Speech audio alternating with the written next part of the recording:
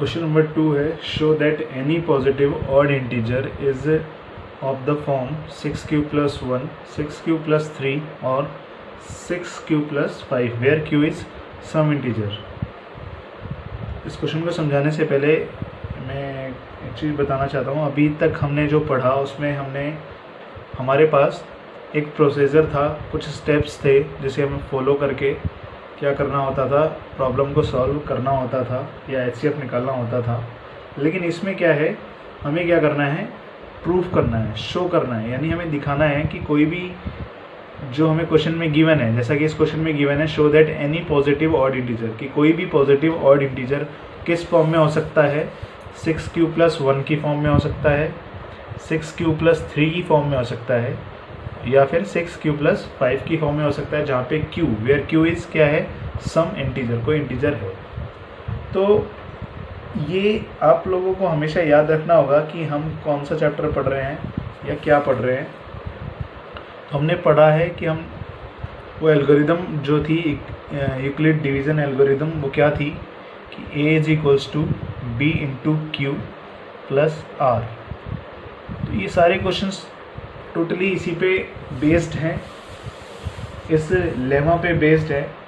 हमें आइडेंटिफाई करना होगा। तो मैं यहाँ पे मान लेता हूँ एक बार को कि लेट कोई a जो है, a क्या है, मैं मान लेता हूँ अपनी तरफ से, क्योंकि मेरे को क्या करना है, कंपेयर करवाना है, या हाँ कंपेयर करवाना है इस लेमा से। तो मैं क्या मानूंगा, मैंने माना कि a क्या है, वो पॉजिटिव इंटीजर है। Let a be a positive integer.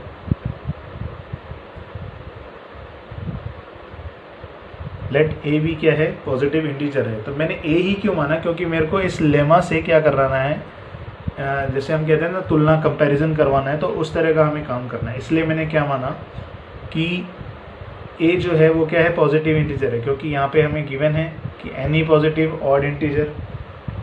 तो मैं मान लेता हूँ कि कोई भी पॉजिटिव इंटीजर है, ऑड इंटीजर नहीं मानूंगा, मैं सिर्फ मान रहा हूँ कि पॉजिटिव इंटीजर है। और आप ये जो फॉर्म हमें गिवन है क्वेश्चन में, इसको देख के भी थोड़ा बहुत मेरे हिसाब से तो आइडिया लग ही गया होगा कि ये इसी फॉर्म में है, यानी 6q + 1, 6q + q सब में कॉमन है, यानी वो यही फॉर्म है और इसके इक्वल में वो नंबर है जो कि मैंने क्या माना है, a। तो मैं यहाँ पे एक चीज़ और कंपेयर करता हूँ कि जो a है एंड a, मैं लिख लेता हूँ कि positive integer and a b / 6। मैंने क्या माना, मैंने माना कि let a be a positive integer. a क्या है, एक पॉजिटिव इंटीजर है। और a को किससे डिवाइड किया मैंने, 6 से। 6 क्यों डिवाइड किया, क्योंकि यहाँ पे क्वेश्चन में जो फॉर्म गिवन है वो ये फॉर्म है, जहाँ पे q ये दिख रहा है हमें, q और q, और रिमाइंडर की वैल्यू बस चेंज हो रही है, 135 हो रही है। लेकिन b जो है यहाँ पे, q के साथ वाली जो टर्म है b, वो सब में सेम है। इसलिए मैंने क्या किया, b क्या होता है हमारा, डिवीज़र होता है। इसलिए 6 को कौन डिवाइड कर रहा है यहाँ पे, a, और 6 क्या हो गया यहाँ पे, डिवीज़र। तो मैं यहाँ पे क्या करूँगा, अब लेमा अप्लाई करूँगा। तो ऑन अप्लाइंग लेमा,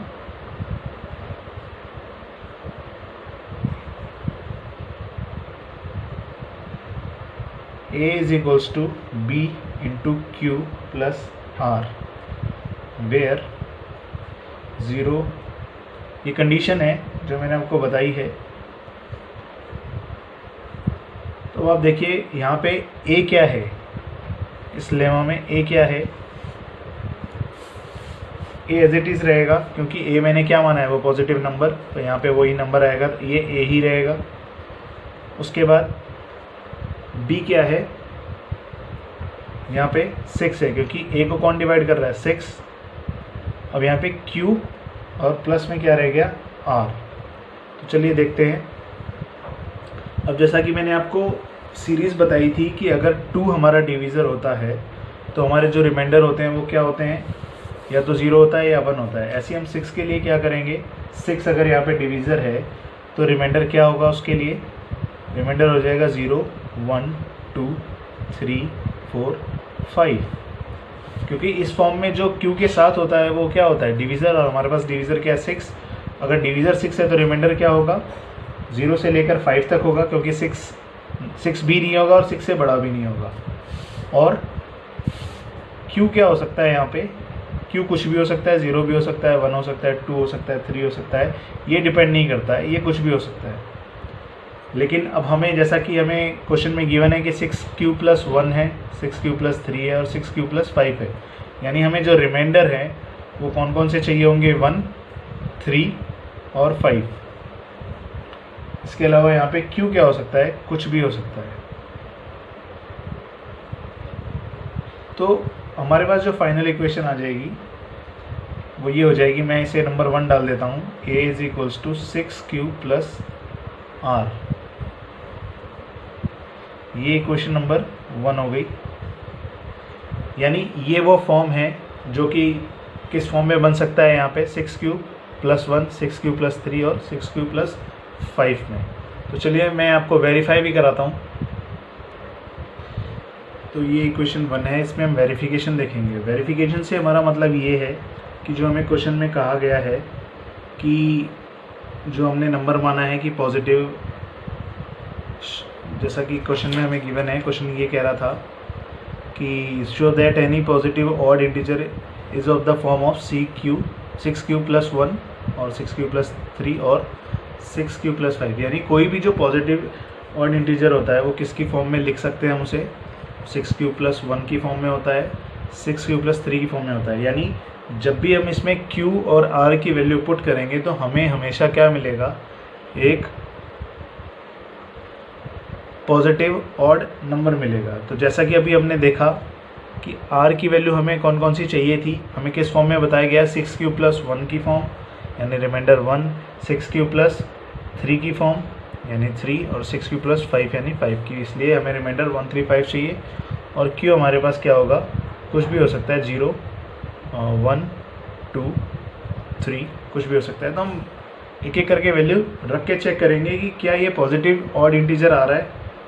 तो चलिए देखते हैं। इक्वेशन 1 में सबसे पहले हम क्या पुट करेंगे, इक्वेशन 1 में सबसे पहले हम Q की वैल्यू 0, इफ़ Q = 0 और R = 1 पुट करेंगे तो हमें क्या मिलेगा इस इक्वेशन में। तो A = 6 × Q0 प्लस R कितना है यहाँ पे 1, तो 6 0 0, A की वैल्यू कितनी आ गई 1। यानी क्या ये पॉजिटिव और ऑड इंटीजर है कि नहीं, तो बिल्कुल ये पॉजिटिव ऑड इंटीजर है। तो ये इस तरह का वेरिफिकेशन है। इसलिए ये जो फॉर्म है 6Q+1 यानी ये हो गया A 6Q+1, जब R 1 था तो ये वाली फॉर्म आ गई। A बराबर क्या है, वो पॉजिटिव नंबर है जो कि किसको रिप्रेजेंट कर रहा है, पॉजिटिव ऑड इंटीजर को। तो 6Q+ की फॉर्म में आ गया। अब हम चेक करते हैं, Q बराबर 0 रख लेते हैं और R बराबर 3 रख लेते हैं। तो ये हो जाएगा A = 6Q, Q यानी 0 + 3। तो यहाँ पे A कितना आ जाएगा 3। तो ये भी क्या है, एक पॉजिटिव ऑड इंटीजर है। यहाँ पे आप देख पा रहे होंगे 3 क्या है, पॉजिटिव है, भी है, ऑड भी है और इंटीजर भी है। तो यानी ये वाली फॉर्म जो हो गई वो कैसी फॉर्म हो गई, A = 6Q+3 में हम कोई सी भी वैल्यू रखेंगे Q की तो हमारे पास क्या आएगा, हमारे पास जो वैल्यू आएगी वो क्या हो जाएगी, पॉजिटिव ऑड इंटीजर हो जाएगी। अब हम लास्ट जो रखते हैं, इफ़ Q = 0 और R = 5, तो यहाँ पे हो जाएगा A = 6 × Q + R मैंने पहले रख दिया 5। अब मैं क्या करूँगा, इसमें Q की वैल्यू भी 0 रख दूँगा तो ये हो जाएगा 5। तो यहाँ पे जो फाइनल A की वैल्यू कितनी आ जाएगी 5। 5 क्या है, पॉजिटिव भी है, ऑड भी है और इंटीजर भी है। तो यानी ये इक्वेशन बन गई ये वाली, यहाँ पे लिख देता हूँ मैं कि A = 6Q+5। तो ये वेरिफिकेशन था, यानी हम इस तरह से इसको वेरीफाई कर सकते हैं। तो मेनली ये तो वेरीफाई करने का था। हमने जब ये इक्वेशन बना ली थी तो हमारा यहीं पे आंसर हो गया था। यहाँ पे बस Q की वैल्यू हमें रखनी थी, R की 1, 2 और 3 और Q की कुछ भी हो सकती है।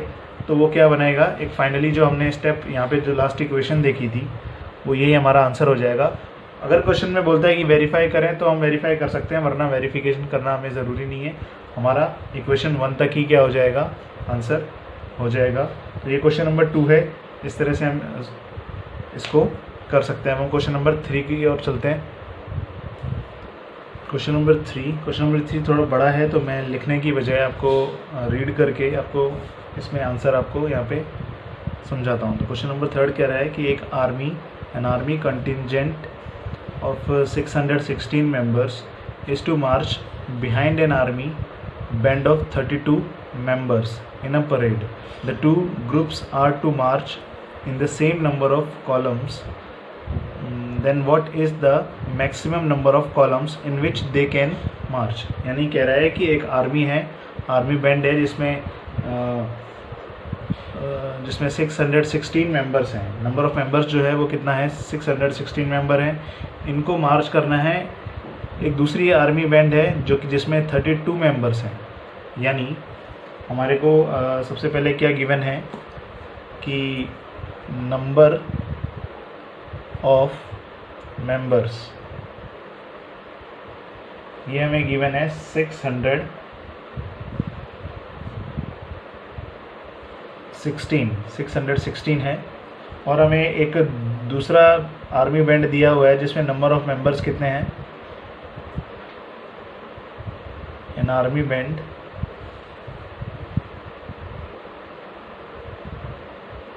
जो कि है BAD 32 है। हमें बताया, हमें पूछा गया है कि मैक्सिमम नंबर ऑफ कॉलम क्या होगा। तो क्वेश्चन में एक लाइन दी है कि जो 616 लोग हैं वो 32 लोगों के पीछे मार्च करेंगे। यानी आर्मी बैंड पहले 32 लोग आगे रहेंगे और उनके पीछे कॉलम वाइज क्या होगा, 616 मेंबर होंगे। तो हमें क्या करना है कि मैक्सिमम नंबर ऑफ कॉलम, यानी उन 32 के पीछे या 32 को मिलाकर कितने मैक्सिमम नंबर ऑफ कॉलम होंगे जिनसे क्या वो मार्च करेंगे। हमें क्या करना है कि हमें इस क्वेश्चन में HCF पूछा गया है। कहने का मतलब ये है, क्योंकि हमें ये कहा गया है कि हमें 2 नंबर गिवन है 616 और 32, और हमें इनका क्या बताना है कि एक मैक्सिमम यानी हाईएस्ट कर सकते हैं हम, हाईएस्ट नंबर बताना है। तो HCF निकालना है इसमें। तो हमें यहाँ लिख लेते हैं कि HCF ऑफ 616 एंड 32 यानी मैक्सिमम नंबर ऑफ कॉलम।